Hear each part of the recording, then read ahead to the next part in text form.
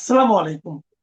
প্রিয় দর্শক, অন্য মঞ্চে আলোচনায় আমাদের আজকের অতিথি সিনিয়র সাংবাদিক জনাব মুস্তফা ফিরোজ। জনাব মুস্তফা ফিরোজ, আপনাকে আমাদের অনুষ্ঠানে স্বাগত জানাচ্ছি। জনাব মুস্তফা ফিরোজ, আমরা একেবারে সরাসরি পয়েন্টে চলে আসি। জাতীয় সংসদের প্রথম অধিবেশন যেটা, সেটা তো শেষ হলো। আহ, কেমন দেখলেন এই অধিবেশন নিয়ে আপনার প্রত্যাশা এবং প্রাপ্তি কেমন? নতুন সরকার। না, আমি একটু কয়েকটা বিষয় ভালো লেগেছে, কিন্তু পুরোটা আমি কিন্তু সন্তুষ্ট হতে পারিনি। এটা কিন্তু প্রত্যাশিত ছিল না। সংসদ হয়েছে, নতুন করে কি করা যায় সেই সংসদের আলোচনা হবে। আউট অফ পার্লামেন্ট কিছু কিছু বিষয় নিয়ে যেভাবে বিরোধী দলগুলো সময় ক্ষেপণ করছে, এতে কিন্তু সরকারি দল টেকনিক্যালি লাভবান হয়েছে। কারণ যে সময়টা সরকার দায়িত্ব নিছে, যদিও সরকারের এটা ক্রিয়েশন না, কিন্তু তারপরও হামের যেভাবে বাচ্চারা মারা যাচ্ছে, এইরকম বার্নিং ইস্যু, জ্বালানি তেলের দামের কারণে কি পরিমাণ পরিস্থিতি মানুষ ভুগলো, সাফার করলো, আহ, এই ইস্যুগুলিকে সমাধানের জন্য কি কি কর্ম পরিকল্পনা, কিভাবে যৌথ উদ্যোগ নেওয়া যায়, আহ, সেইগুলো আলোচনা না হয়ে এমন আলোচনা আসলো, সেই মনে হচ্ছে আহ, মানে আওয়ামী লীগের জায়গায় বিএনপি, আর ওই বিএনপির জায়গায় হচ্ছে আওয়ামী লীগ, ওইরকম ভাবে স্বাধীনতা মুক্তিযুদ্ধ এই ইস্যুগুলো নিয়ে মানে আলোচনা হলো। এতে বিএনপি কোণঠাসা, বিরোধী দল কোণঠাসা হলো, কিন্তু সরকার লাভ কি হলো? আর বিরোধী দলেরও বা কি লাভ হলো? এই জুলাই গণ অভ্যুত্থানের কি মানে এবং গণভোট নিয়ে তার সাবজেক্ট গুলি নিয়ে বলতে পারে যে এই পয়েন্ট গুলো দ্রুত এই সংসদে আমরা আসেন, আমরা এই করি, মীমাংসা করি। সেগুলি না নিয়ে অ্যাজ ইট ইজ জুলাই সনদ এইরকম ঢাউস ভলিউম যেটা সালাউদ্দিন আহমেদ দেখালেন, এত এইসব নিয়ে যেহেতু অনেক বিতর্ক এটা নিয়ে, পাল্টাপাল্টি আছে, ওইগুলিতে না যে স্পেসিফিক ভাবে দ্বিকক্ষের পার্লামেন্ট অথবা তত্ত্বাবধায়ক সরকার ব্যবস্থা ফিরে আনা, বা প্রধানমন্ত্রীর মেয়াদ 10 বছর করা, রাষ্ট্রপতির ক্ষমতা আহ, মানে কিছু ক্ষমতা দিয়ে ভারসাম্য আনা, এই বিষয়গুলি নিয়ে প্রস্তাব উত্থাপন করার দরকার ছিল। যেহেতু জুলাই সনদ নিয়ে সরকারি দলের আপত্তি আছে, সেখানে নোট অফ ডিসেন্ট আছে। এমনকি দেখলাম যে সালাউদ্দিন আহমেদ বললেন যে এনসিপিরও নোট অফ ডিসেন্ট আছে অনেকগুলো পয়েন্টে। তো ফলে এই মানে বিতর্কিত বিষয়, পার্লামেন্টের বাইরের ইস্যুটাকে এখানে না এনে পার্লামেন্টের বাইরে বরং যেই দ্রব্যমূল্য নিয়ে আহ, এখন পরিস্থিতি, হামের যে প্রকোপ, বাচ্চারা মারা যাচ্ছে, ডেঙ্গুর প্রাদুর্ভাব এখনো পর্যন্ত আছে, এবং বলছে যে বর্ষায় আরো বাড়বে, এগুলি নিয়ন্ত্রণের জন্য কি কি কার্যকর ব্যবস্থা করা যায়, এরকম নতুন কিছু বিষয় যদি কমিশন হইতো, কমিটি হইতো, তাহলে বলা যেত যে এই পার্লামেন্ট একটা পজিটিভ দিকে সরকার বিরোধী দল মিলে জনগণের আকাঙ্ক্ষা বাস্তবায়নের জন্য তারা কাজ করছে। আমি তো তার কিছু দেখলাম না। গণতন্ত্র পুনরুদ্ধারের জন্য আপনি দেখেন, মূল ইস্যুটা কি ছিল, সংকটটা ছিল হচ্ছে নির্বাচন। সেই নির্বাচনটা কেন হয় না? হয় না দলীয় সরকারের অধীনে নির্বাচন হওয়ার জন্য। তাই এখানে এইটার উপরে কি কোনো আলোচনা হলো? তত্ত্বাবধায়ক সরকার ব্যবস্থা কবে ফিরবে, কিভাবে ফিরবে, নতুন আঙ্গিকে কোনো প্রস্তাবনা আছে কিনা, এটা নিয়ে তো আমি বিস্তারিত আলোচনা দেখলাম না।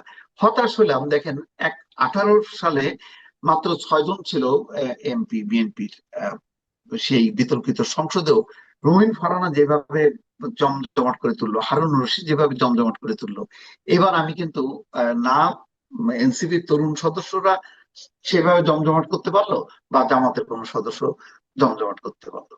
এই দিকটা আমার কাছে একটু ইয়ে লাগলো। এত শক্তিশালী বিরোধী দল থাকার পরেও কেন কেন জানি নিষ্প্রভ লাগলো। তারা বাইরে যেভাবে জমজমাট করে, বক্তব্য বিবৃতিতে, জনসভায়, পার্লামেন্টে আসলে বিএনপির সামনে এসে যেন ফিউজ হয়ে যায়। এইটা আমার কাছে খুব অবাক লাগলো, যে কেমন যেন নিষ্প্রভ হয়ে যায়। তো এইটা আমি বুঝি না, যে তাহলে বাইরে গরম বক্তৃতা দিচ্ছে, সংসদে এসে কেন মিনমিন করতেছে বারবার? কেন এখন তারা বলতে বাধ্য হচ্ছে 71-এর জামাত আর এখনকার জামাত এক না? তা এক না ডিক্লেয়ার দেন যে আমরা ওই জামাতকে আমরা মানি না, ওই স্বাধীনতা মুক্তিযুদ্ধ বিরোধী যে জামাতের নেতৃত্ব, ওই দলের অংশ আমরা না, বললেই তো মিটে যায়। এই দিকটা আমার বেশ মানে আমি একটু হতাশ হয়। কিন্তু প্রধানমন্ত্রীর আমি দেখলাম যে তিনি ওই যে সরাসরি নাম ধরে সমালোচনা করছেন না, সংযুক্ত ভাষায় কথা বলছেন, যখন যেটা প্রশ্ন উত্তর করে যে কথা বলার দরকার সেই কথাগুলি বলছেন। তারপর চেয়ারটা বলছেন এই চেয়ারটা আরামের না, এটা কঠিন চেয়ার। কিন্তু আগে তো আমরা দেখতাম যে এই চেয়ারটা আরামের চেয়ার, এই চেয়ারটা ক্ষমতার চেয়ার, এই চেয়ারের বাইরে বসা যায় না। আমি দেখলাম যে যখন আইনমন্ত্রী বক্তব্য রাখছেন, তিনি আহ, পিছনে বসে আছে। হঠাৎ করে চিফ হুইপ নুরুল ইসলাম মনি দেখে বিব্রত বোধ করলেন, তাকে বসালেন। তার মানে ওই প্রধানমন্ত্রীর ক্ষমতার চেয়ারের বাইরে অন্য চেয়ারও বসা যায়, তার একটা সমানের এই বসার মধ্য দিয়ে আমি এই দৃশ্যটা আমার কাছে বেশ ভালো লাগছে যে এই চেয়ারটাকে চেয়ার মনে না করা, এই মানসিকতাটা, এটা খুব অসাধারণ। আজকে দেখলাম সিলেটে গেলেন, আহ, মানে কাঁধে ব্যাগ নিয়ে এসে নামছে অন্য, আমরা যেভাবে নামি। তো কিছু জি। পজিটিভ দিক সত্ত্বেও এই পার্লামেন্টের প্রথম পার্লামেন্টটা একেবারে প্রথম দিনই সরকার বিরোধী দল মিলে তারা 15 বছরের স্বৈর শাসনের বাইরে এসে তারা যে নতুন কিছু করবে এরকম প্রত্যয় কিন্তু আমি দেখলাম না। এই কারণে আমি কিছুটা হতাশ। আচ্ছা, একটা জিনিস সেটা হলো আপনার ধরেন এই নতুন যে সংসদ যাত্রা শুরু করলো, শুরু থেকেই কিন্তু যেমন আপনার সংবিধান সংস্কার পরিষদ গঠনের বিতর্ক, ওটাতে বিএনপি এমপিরা শপথ নিলেন না। কিন্তু সংবিধান সংশোধনের জন্য যে প্রক্রিয়া যে শুরু করতে তো হবে, এই সংবিধান চলবে না এবং এই সংবিধানে অনেক কিছু সংশোধন করতে হবে। কারণ যে সংবিধানটা সর্বশেষ ছিল ওটা তো আসলে শেখ হাসিনার সংবিধান ছিল, ওটা তো হম, 72-এর সংবিধান ছিল না। তো হম, হম, ওই সংবিধানটা তো পরিবর্তন করতেই হবে। হম, কিন্তু আমি কিন্তু ভেবেছিলাম এই পরিবর্তনের বিষয়গুলো প্রথম অধিবেশনে সবচেয়ে গুরুত্ব পাবে, কিন্তু এই পরিবর্তনগুলো নিয়ে কিন্তু একটা কথাও হলো না। একটা কথা মানে কি, শেষ দিকে সেটা কমিটি তৈরি করার কথা বলা হলো, যে একটা কমিটি তৈরি করে দেওয়া হবে, সেই কমিটি ঠিক করবে কোনটা কোনটা পরিবর্তন করা হবে কি হবে না। এটা আগের বারও হয়েছিল। হাসিনা যখন সর্বশেষ পরিবর্তন করেন তখন উনিও একটা কমিটি করে দিয়েছিলেন, যদিও সেই কমিটিতে তত্ত্বাবধায়ক সরকার বাতিলের ব্যাপারটা ছিল না, কিন্তু ওটা হাসিনা নিজে গাইড জুড়ে যুক্ত করেছেন। তো যা হোক, সেটা যেটাই হোক, কিন্তু এক্ষেত্রে এই কমিটি করার ব্যাপারটা এটা শুরুতেই কেন হলো না, একদম শেষের দিকে এসে এমন সময় হলো যখন আর সংবিধানটাকে সংশোধনের কোনো কিছু করা গেল না। আমি শেষ প্রশ্ন করে এক্স্যাক্টলি। আমি এখানে আমার মূল যে প্রশ্নটা, তাহলে এখন তো অধিবেশন মুলতবি হয়ে গেল, পরবর্তী অধিবেশন আবার ডাকা হবে, তাহলে তার আগ পর্যন্ত কিন্তু হাসিনার সংবিধানটা রয়ে গেল।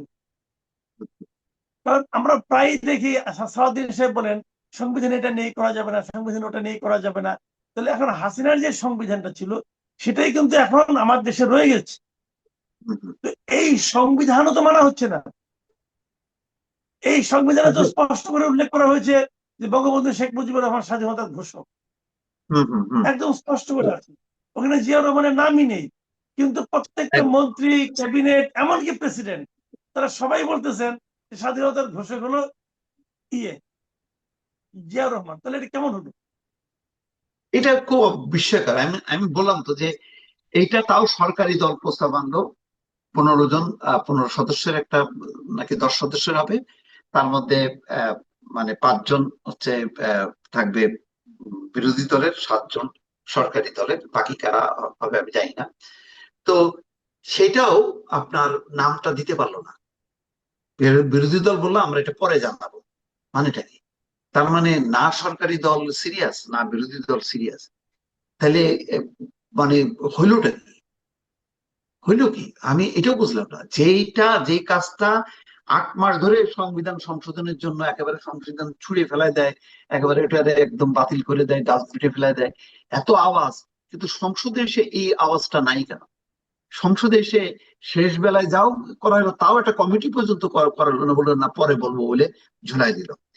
আমি এটা বললাম তো, এটা মানে আমার কাছে খুবই অস্বাভাবিক লাগলো। তাহলে এই জুলাই সনদ গণভোট বলে বলে এই সমস্ত কি সময় ক্ষেপণ করা, এত তাদের শপথ পর্যন্ত তারা নিয়ে নিল, দ্বিতীয় শপথ নিল, কিন্তু সংসদে এসে এই মানে দ্রুত গতিতে সংবিধান সংশোধনের জন্য কমিটি করা, তাও সরকারি দল কেন? এটা তো বিরোধী দলের আর্টসটা আরো বেশি থাকবে, যেহেতু তারা দ্বিতীয় শপথ নিছে।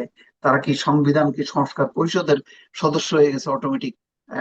তো সেটা বাস্তবায়নের দিকে তাদের তো সেই বক্তব্য দেখলাম না। তো তো সেই কারণে আমার কাছে এটা খুব অস্বাভাবিক লাগলো যে সেই আহ, যেই সংবিধান ছিল তাহলে সেই সংবিধানই কিন্তু চলতে থাকলো। তাহলে এই 25টা দিন এই যে লম্বা একটা সেশন হলো, এটা কি হলো এটা শেষ পর্যন্ত?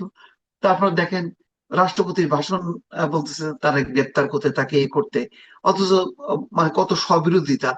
যাকে গ্রেপ্তার করতে বলতেছে সেই মানে অভিযুক্ত রাষ্ট্রপতির কাছে তারা শপথ তো নিছিল তারা ইউনূস সরকারের সময়। আমার কথা হলো যে ওই 18 মাস তা আমি বাদ দিলাম এই বিতর্ক করতে। এখন তো পার্লামেন্ট একদম আপনার সামনে আছে খাবার, আপনি আগে খাবার কেন নষ্ট হলো, কেন ওই সময় বিরিয়ানির মধ্যে ঠিক মতন মাংস দেওয়া হয়নি, বেশি মাংস দেওয়া হয়নি, আপনি ওই বিতর্ক করবেন নাকি এখন যে বিরিয়ানি দিল তার মধ্যে মাংস আছে কিনা আমি এটা দেখবো? তো আপনার সামনে প্লেট সবকিছু আপনি করতে পারেন, কমিটি করতে পারেন, প্রস্তাব লিখে সংশোধন করতে পারেন। এইরকম উন্মুক্ত এ থেকে আপনি বারবার পিছনের দিকে বলতেছেন ওইটা বাস্তবায়ন করো, ওইটা বাস্তবায়ন করো। তো ওটা যদি বাস্তবায়ন না করে, ধরেন ওটা কোনো কারণে আগুনে পুড়ে গেল, সবাই স্মৃতি মাথার থেকে ইয়ে হয়ে গেল, জুলাই সনদ কি ছিল, এই নামে কোনো অস্তিত্ব নেই, তাহলে তার মানে কি আপনি নতুন করে বলবেন না যে এই মধ্যে খুব জরুরি ভিত্তিতে সংবিধান সংস্কার কমিটি করা হোক পার্লামেন্টের কমিটির সদস্যদের দিয়ে, এবং তার মধ্যে এই মৌলিক জিনিসগুলি আগে করেন, তারপর আমরা স্মৃতিতে নিয়ে আসি যে আমাদের জুলাই সনদে আর কি কি পয়েন্ট ছিল। কিছু কিছু পয়েন্ট তো খুব আমাদের চট করে বলতে পারি, পুরোটা না বলতে পারি। তা চট করে কিছু আপনি কি একবারে সব খাবেন, নাকি মানে 3 বেলার খাবার একবেলায় খাবেন, নাকি সকালে রুটি খাবেন, দুপুরবেলা একটু এ করবেন, রাত্রেবেলা একটু খাবেন, এইভাবে আপনি চলবেন না? তো এইটা আমার কাছে মানে আমি এই জন্যই বলছি যে আমি মানে বেশ কিছুটা হতাশ। তারপরেও সংসদ তো একেবারে বলে কোনো কিছু ছিল না, সেই সংসদটা আবার ইয়ে হয়েছে এবং একটু মোটামুটি বেশ জমজমাটি হয়েছে। তো এটাকে আরো প্রাণবন্ত করা যাবে নতুনত্ব আনতে গেলে এই সংবিধান সংশোধন করতে হবে। যেই কমিটমেন্ট গুলো, যেই 18 মাসটা যে সময় ক্ষেপণ হয়েছে, তার মূল বিষয়গুলো যেখানে আহ, সবাই একমত, বিশেষ করে আমি তো বলি যে কিছু না করা হোক, অন্তত তত্ত্বাবধায়ক সরকার ব্যবস্থা ফিরে আনতে হবে, নির্বাচনটা অন্তত যাতে ঠিকঠাক মতন হয়। তারপর যদি কোনো সময় জামাত বা এনসিপি ক্ষমতায় আসে, তখন তারা বাস্তবায়ন করুক, সমস্যা তো নেই। জি, অনেক ধন্যবাদ, অনেক ধন্যবাদ জানাব মুস্তফা ফিরোজ। প্রিয় দর্শক, আপনারা শুনলেন যারা মুস্তফা ফিরোজের বিশ্লেষণ, ওনার প্রত্যাশা এবং প্রাপ্তির যে দূরত্ব সেটাও হয়তো আপনারা শুনলেন। আপনারা নিজেরা মিলিয়ে নেবেন আপনাদের সঙ্গে। এখন এ পর্যন্ত, আল্লাহ হাফিজ।